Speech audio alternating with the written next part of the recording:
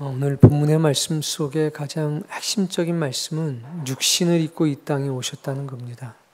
그래서 히브리서 2장 전장을 통해서 하나님은 왜 예수 그리스도께서 육신을 입고 올 수밖에 없었는가? 그것이 의미가 무엇인가를 말씀하고 있는 겁니다. 10절로부터 13절까지의 말씀은 고난에 대한 말씀이고 14절로부터 18절까지의 말씀은 죽음에 관한 말씀이고 그 전체적인 말씀을 통해서는 고난과 죽음을 통해서 하나님께서 이루신 일이 무엇인가에 대한 선포이고 선언인 것입니다.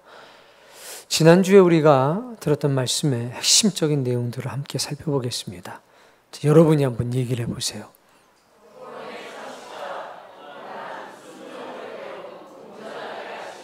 구원의 창시자 되신 예수 그리스도께서 육체를 입고 이 땅에 오셨다는 겁니다. 육체를 입으신 그분에게 고난이 닥쳐옵니다. 그런데 예수님께서는 그 고난을 통해서 하나를 배우셨습니다. 바로 순종입니다. 순종을 배웠습니다. 순종의 배움의 의미가 무엇인지는 수요일날 동안에 나눴습니다. 고난당하는 것이 목적이 아니라 순종을 배우게 하는 것이 고난의 목적임을 기억하셔야 합니다. 주님은 고난을 통해서 순종을 배우셨습니다. 순종을 배우자 예수 그리스도에게는 온전하게 하게 되는 힘과 능력이 임하기 시작합니다. 온전하다라고 하는 말의 뜻은 하나님께서 계획하신 모든 일들을 이루시기에 충분한 사람이다 라는 의미가 있다고 했습니다. 결국 구원의 창시자인 예수 그리스도, 우리를 하나님의 나라에 인도하시는 빛 되시는 예수 그리스도도 육체를 입고 오셔서 우리와 동일한 고난을 겪으셨습니다. 하나님께서는 고난에 대한 정의를 달리하시는 겁니다. 인생이 살아가면서 느끼는 고통, 아픔, 경제적인 어려움, 몸에 느끼는 동통, 인간으로서의 피해, 이것을 주시는 이유는 그런 것을 느끼면서 비참해지라는 것이 아니라 고난을 통해서 온전함을 이루라는 겁니다. 고난을 받을 때에 내가 이 고난을 통해서 신에게 순종하는 법을 배워야 되겠다라는 의지를 가지라는 겁니다. 고난을 두려워하지 말고 고난을 신의 은총과 축복으로 받아들이라는 겁니다. 그렇게 되면 저 하늘에 있는 거룩한 창조주의 능력이 순종이라고 하는 통로를 통해서 우리의 인생 가운데에 임재하게 됩니다. 그때 비로소 사람은 신의 뜻을 이뤄낼 수 있는 사람이 되고 존재가 되는 것입니다. 그게 바로 신앙입니다. 이것이 우리가 지난 주일에 함께 나눴던 은혜입니다. 오늘의 주제는 죽음입니다. 역시 이 죽음조차도 육체라고 하는 것을 떠나서는 생각할 수가 없는 것입니다. 자, 파스칼이라고 하는 사람은, 프랑스의 지성이라고 하는 그 사람은 이런 유명한 말을 남깁니다. 모든 사람에게는 오직 하나님만이 채울 수 있는 빈 공간이 있다. 오직 하나님만이 채울 수 있는, 하나님께서 만드신 빈 공간이 있다는 겁니다. 그래서 아무리 돈을 많이 벌어도 뭔가 허전한 겁니다. 아무리 멋진 이성을 만나도 채워지지 않는 마음의 빈 공간이 있다는 겁니다. 아무리 배워도 지식으로 채울 수 없는 그런 공간이 사람에게는 있습니다. 거기에 소위 말해서 은혜와 진리라고 하는 것이 채워질 때 사람은 비로소 행복을 느끼게 됩니다. 죽음에 대해서 누가 혹시 물어본다면 죽음이 무엇이오? 우리는 그 질문을 통해서 깨달아야 합니다. 죽음의 뜻을 묻는다는 것은 어떻게 살기를 원하느냐라는 물음과 일치한다는 사실을 깨달으셔야 합니다. 영원한 생명, 죽음, 이것이 만나게 됐을 때 사생관, 죽음과 삶에 대한 가치가 생기기 마련입니다. 죽음이 무엇인지에 대해 답할 수 있다면 삶이 무엇인지 답할 수 있습니다. 죽음이 무엇인지 답할 수가 없다면 삶에 대해서도 말할 수가 없습니다. 공자님으로 대변이 되는 유교를 아십니까? 유교는 어떤 사생관, 죽음과 삶에 대한 가치를 가지고 있겠습니까? 유교는 이렇게 대답합니다. 죽음이 무엇이요? 물으면 내가 사는 것도 모르는데 어찌 죽음을 알겠습니까? 이것이 유교가 가지고 있는 사생관입니다. 죽음의 문제보다는 현실의 삶에 집중되는 것, 그것이 유교입니다. 살아가는 동안에 이렇게 사는 것이 도리에 맞는 것이고 저렇게 하는 것이 인의 의에 합한 것이다. 그래서 유교의 사생관은 내가 사는 것도 모르는데 죽음을 어찌 알겠습니까? 유교의 사생관입니다. 불교의 사생관은 어떻습니까? 윤회입니다. 영혼이 불멸이면 죽음은 영원한 삶에 대한 새로운 출발이고 후생을 위해선, 나중의 삶을 위해선 현세의 생활을 바쳐야 한다 라고 하는 삶의 태도를 가집니다. 근데 이 불교의 사생관은 힌두의 사생관으로부터 왔습니다. 쉽게 얘기하면 지금 잘 살면 다음 생에 더 좋은 삶으로 태어날 수 있다는 겁니다. 기독교의 사생관, 성경이 우리에게 알려주는 사생관은 무엇입니까? 정말 사상입니다. 천국과 지옥이 있다는 겁니다. 이 모든 것을 한마디로 말하면 죽은 자의 심판. 히브리서는 이렇게 말씀하고 있습니다. 한 번 죽는 것은 사람에게 피할 수 없는 것이지만 죽은 후에는 심판이 있느니라. 기독교의 사생관은 분명합니다. 죽음은 피할 수 없다라는 겁니다. 그런데 죽음이 마지막이 아니라고 말하는 겁니다. 죽음 뒤에는 무엇이 있다고 그랬습니까? 심판. 그래서 성경은 심판의 부활이 있고 생명의 부활이 있다라고 말씀하고 있습니다.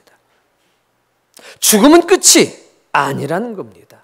그러나 동시에 죽음은 피할 수 없다라는 겁니다.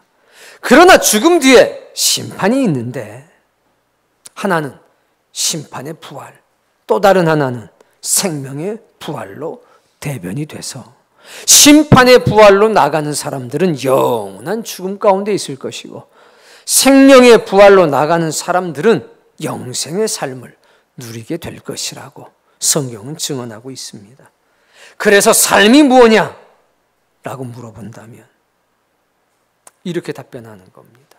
삶 전에 죽음이 무엇냐? 죽음이 뭡니까? 끝입니까? 아닙니다. 심판의 부활과 생명의 부활로 나아가는 통로가 무엇냐? 그게 바로 죽음인 것입니다.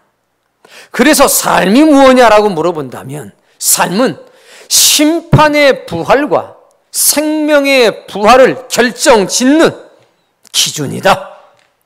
그래서 우리는 현재의 삶 속에서 하나님의 뜻에 따라 최선을 다하는 진리의 청지기요 은혜의 청지기로서 살아간다. 이게 우리가 가지고 있는 사생관입니다.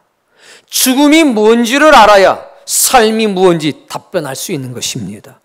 기억하십시오. 죽음은 피할 수가 없습니다. 그러나 피할 수 없는 죽음이 무엇을 의미하는지를 알고 있어야 되고 그 죽음의 끝에 심판의 부활과 생명의 부활이 있다는 것을 알았다면 이제 삶이 무엇인지 정의할 수 있는 겁니다. 현재의 삶은 내가 생명의 부활로 나아갈 수 있는 통로가 되어야 하고, 그러기 위해선 하나님의 뜻에 따라 최선을 다해서 생명의 부활로 나아갈 수 있는 은혜와 진리의 청지기로서 살아가는 것, 그것이 우리에게 삶이 되어야 되겠습니다. 오늘 여러분들에게 그런 분명한 자각이 있고 그런 분명한 기독교적인 세계관을, 사생관을 갖기를 원합니다.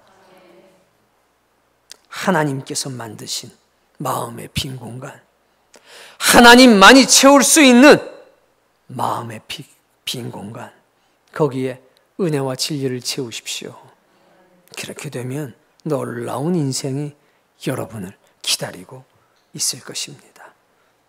오늘 성경에는 세 가지의 죽음의 모습을 우리에게 보여줍니다. 자, 읽어보세요. 첫 번째 죽음은 죽음으로 죽음을 이기신 죽음이 소개가 됩니다. 두 번째 소개하고 있는 것은 형벌의 죽음입니다. 형벌로서의 죽음이란 뜻입니다. 세 번째 죽음, 은혜의 죽음. 죽음에서 형벌적 요소를 제거해 놓은 죽음이 바로 은혜의 죽음입니다. 자, 먼저 형벌로서의 죽음이 뭐냐? 오늘 본문 15절에 나오는 겁니다. 읽습니다.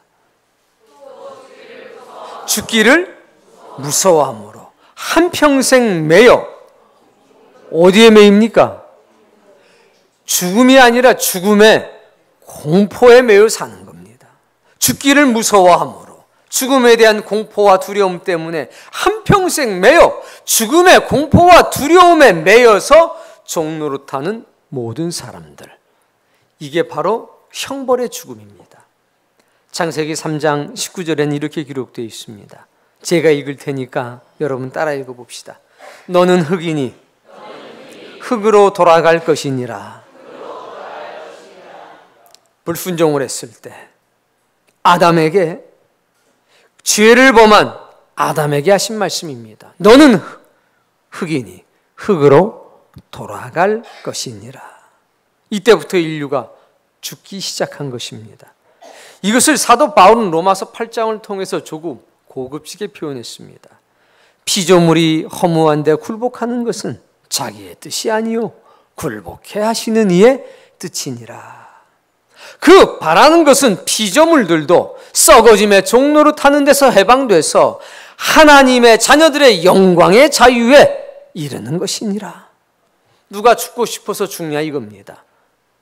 신께서 죽게 만들어 놓았기 때문에 죽음 앞에 굴복할 수밖에 없다는 겁니다. 바로 형벌로서의 죽음, 이것이 보편적으로 갖고 있는 죽음에 대한 정의입니다. 그래서 두려운 겁니다. 형벌로서의 죽음, 형벌의 죽음이기 때문에 우리는 죽음에 대한 두려움, 공포를 가지고 있는 것입니다. 아무도 죽지 않는 사람이 없습니다.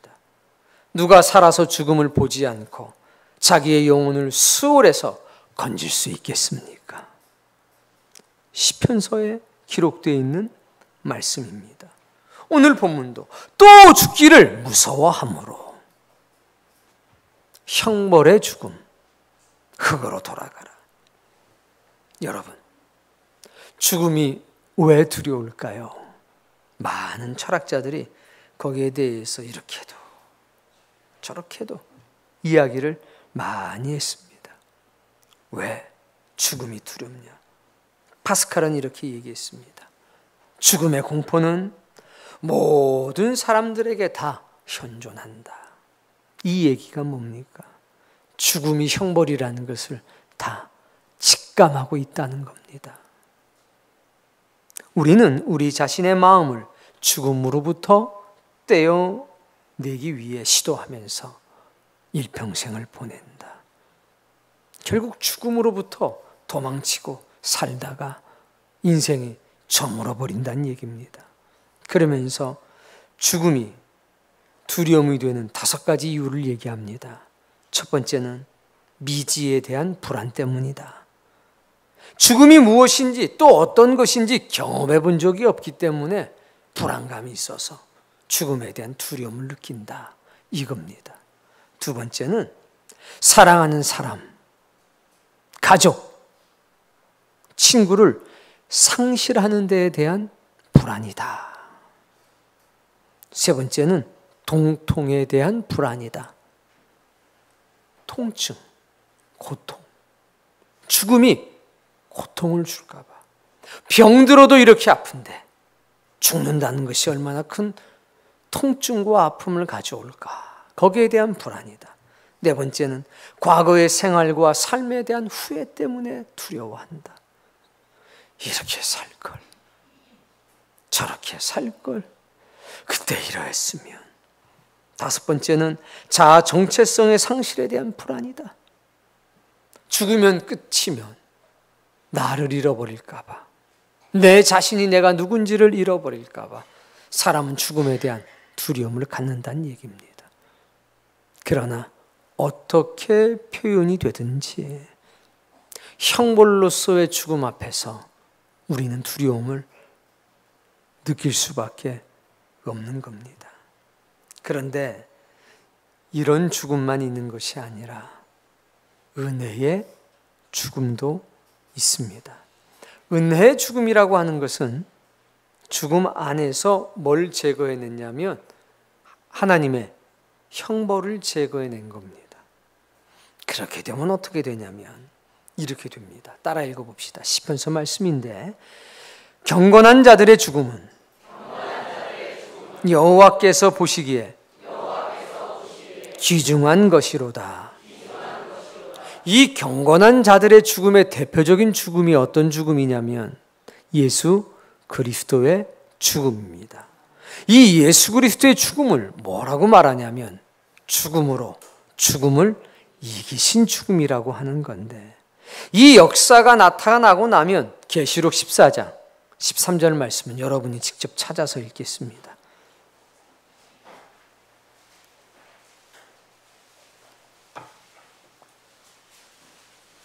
계시록 14장 13절의 말씀. 기록하라. 지금 이후로 주 안에서 죽는 자들은 복이 있도다. 지금 이후로 주 안에서 죽는 자는 복이 있도다. 무슨 얘기입니까? 형벌로서의 죽음은 끝났다는 얘기입니다. 이제는 어떤 죽음이냐? 복된 죽음이 기다리고 있다는 겁니다. 그들이 수고를 그치고 쉬리니 이는 그들이 행한 일이 따름이라. 즉 행한 일에 대한 보상을 주시겠다는 얘기입니다. 이게 복된 죽음입니다. 이 복된 죽음이 어떻게 시작되고 형벌로서의 죽음 가운데서 형벌이 어떻게 제거되느냐, 그게 바로 오늘 본문 14절에 있는 말씀입니다. 14절 말씀.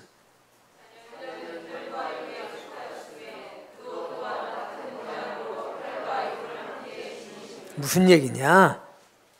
우리는 살이 있고 피가 있다는 얘기입니다. 그런데 예수님도 피도 있으셨고 살도 있었다는 얘기입니다. 주님이 똑같이 육체를 입고 오셨다는 얘기입니다. 그래서 따라해 봅시다. 죽을 수밖에 없는 존재가 되었다. 예수님도 죽을 수밖에 없는 존재가 되었다는 겁니다. 그게 앞에 전발전 말씀인데, 뒤에 말씀은 죽음을 통하여 죽음의 세력을 잡은 자 곧 마귀를, 세상은 생각하기를 안 죽어야 산다고 생각을 합니다. 이거 맞습니까? 틀립니까? 살려면 안 죽어야 돼. 맞아요? 달라요? 맞아요? 틀려요?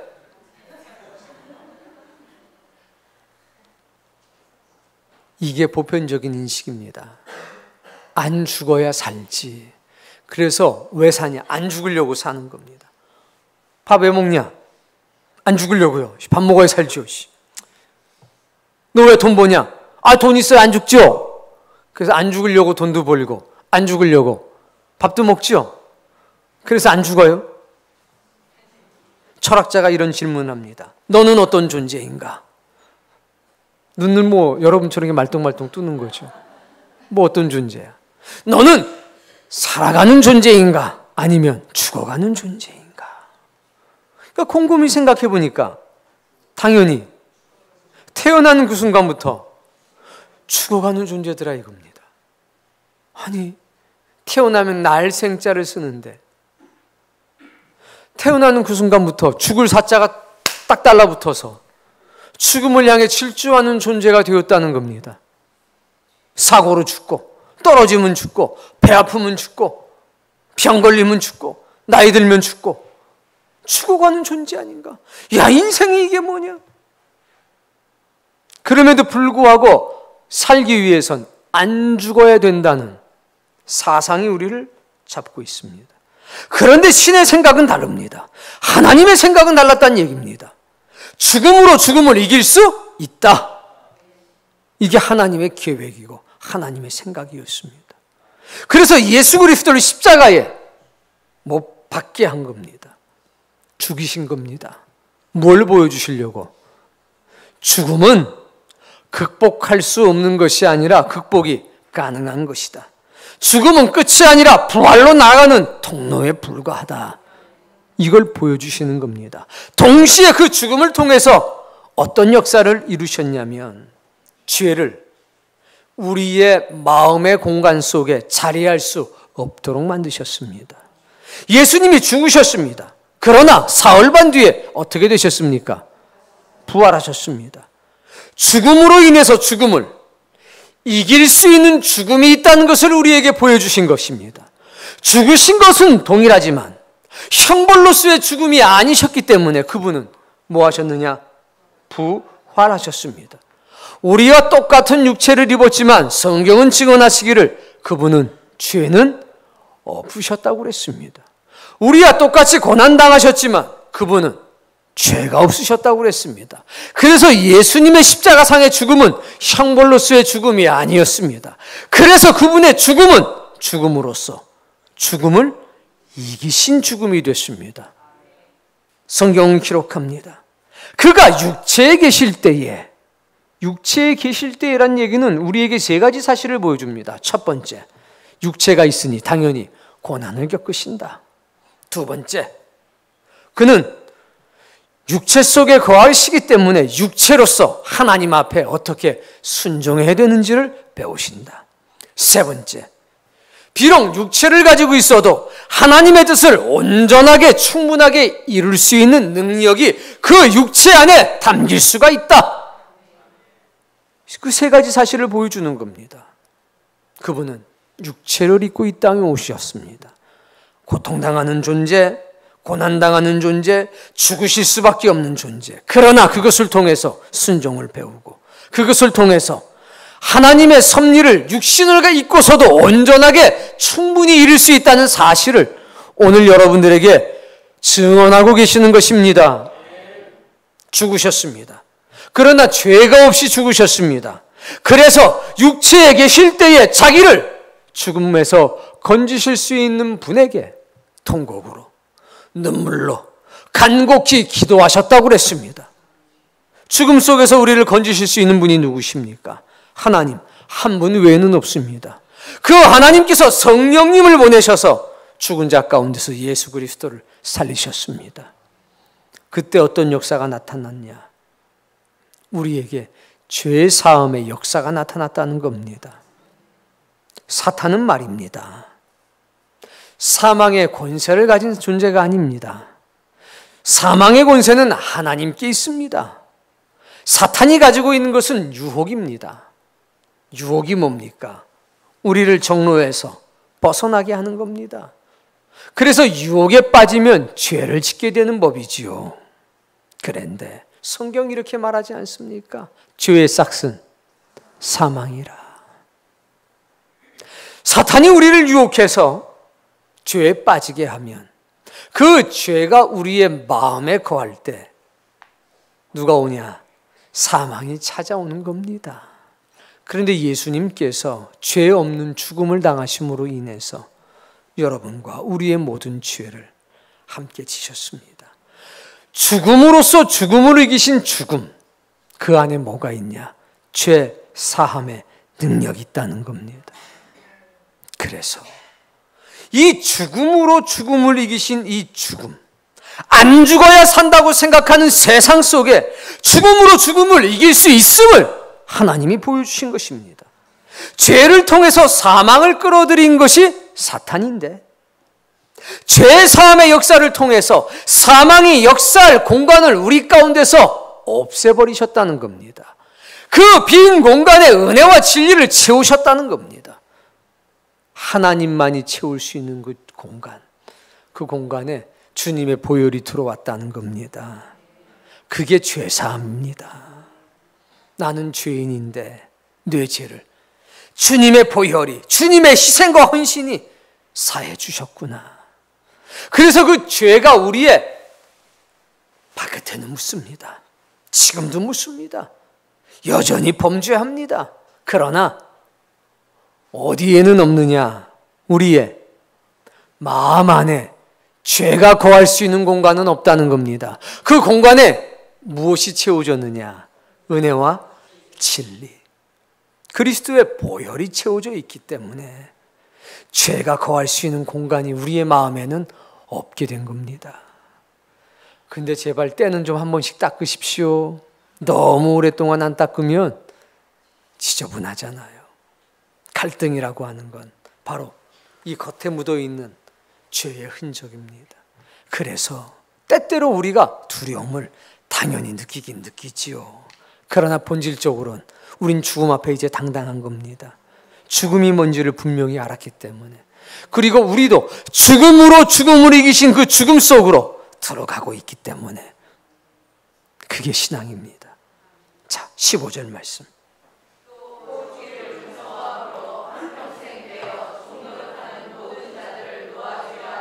죽기를 무서워함으로 한평생 매여 종노릇하는 사람들, 사랑하는 성도님, 죽음이 주는 두려움이 있습니다.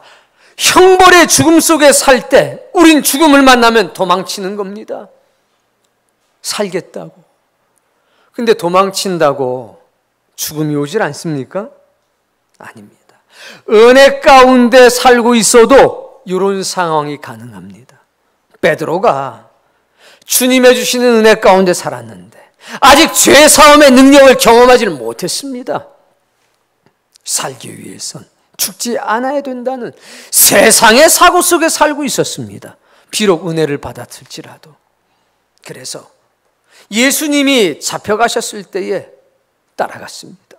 그런데 바깥들 앞에 한 여종을 만났습니다. 그때 그 여종이 이렇게 얘기합니다. 너도 나사렛 사람이 아니냐? 펄쩍 뛰면서 부인합니다. 나는 네가 무슨 말 하는지 모르겠다.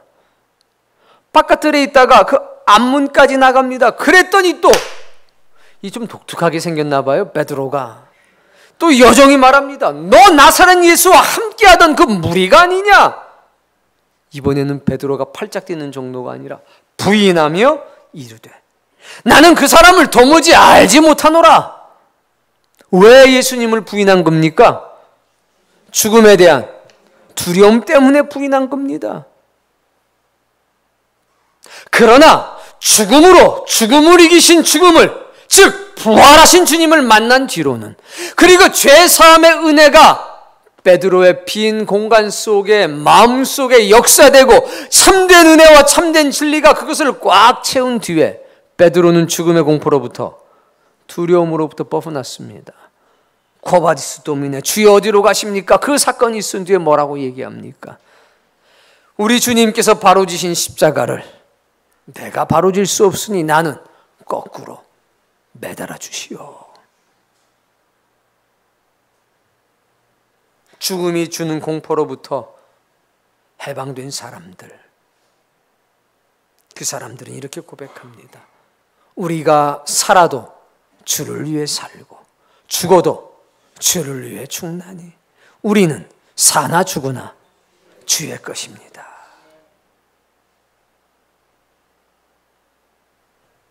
그래서 예수님의 그 거룩한 죽음을 통해서 우리는 사망의 죽음의 공포로부터 노임을 받았다는 얘기입니다. 이걸 유식한 얘기로 표현하면 이렇게 표현하는 겁니다. 영적으로 죽었던 우리를 다시 살리셨도다. 육체의 죽음은 피할 수가 없는데 여전히 영적인 죽음에서 부활한 겁니다. 누가? 우리가 이미 영혼의 죽음으로부터는 뭐 했다고요? 부활, 다시 살아났습니다. 그래서 하나님을 누구라고 부르느냐? 아버지, 이렇게 부르는 겁니다. 하나님을 아버지라고 부르는 사람마다 영적인 죽음에서 살아난 것입니다. 영적 죽음으로부터 벗어난 사람들에게 더 이상 육체의 죽음은 형벌로서의 죽음이 아니라 이제부터 주 안에서 죽는 자는 복이 있도다 하는 말씀이 그에게 응한다는 겁니다. 16절 말씀.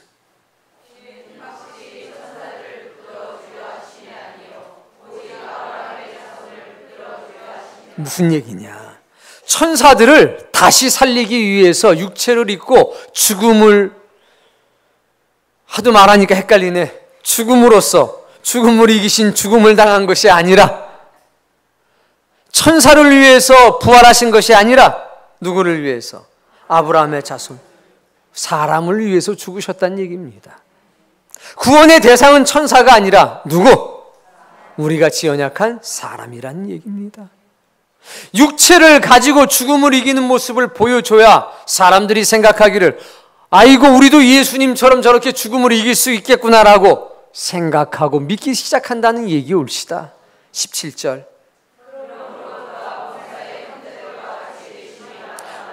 그가 구원의 창시자가 되신 예수님께서 육체를 입고 이 땅에 오시는 것이 마땅하다 이겁니다.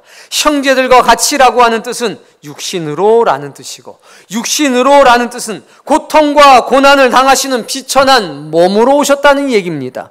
그런데 그 앞에 뭐가 있냐? 범사의 모든 일에, 모든 일에 우리랑 똑같이 고통 당하셨다는 얘기입니다. 하나님의 아들이기 때문에 배가 안 고프신 것이 아니라 똑같이 배고픔 느끼셨다는 겁니다. 하나님의 아들이기 때문에 배신의 고통을 느끼지 못한 것이 아니라 배신의 고통과 아픔도 똑같이 느끼셨다는 겁니다. 그게 범사입니다. 모든 것을 다 겪으셨습니다. 그래서 우리를 잘한다는 겁니다. 뭘 입으셨기 때문에 우리와 똑같이 죽을 수밖에 없는 존재였는데 당신의 능력으로 산 것이 아니라 하나님의 능력으로 살아났다는 겁니다. 성령님의 능력으로 살아났다는 겁니다. 그러니 너희도 하나님의 능력 가운데 거하면, 성령님의 능력 가운데 거하면 다시 살아날 수 있다는 것입니다. 한 번 죽는 육체의 죽음은 피할 수가 없겠지만 그 뒤에는 심판이 있는데, 어떤 이는 심판의 부활로 나가고 어떤 이는 생명의 부활로 나갈 것이다. 성령님께서 너희를 생명의 부활로 인도해 갈 것이라는 겁니다. 그래서 이 죽을 것이 불갑을 죽지 아니함을 입겠고, 이 썩을 것이 썩지 아니함을 입을 것이라. 이게 하나님의 약속 아닙니까? 그 은혜가 오늘 여러분을 붙들고 있다는 사실을 기억하십시오. 18절 말씀.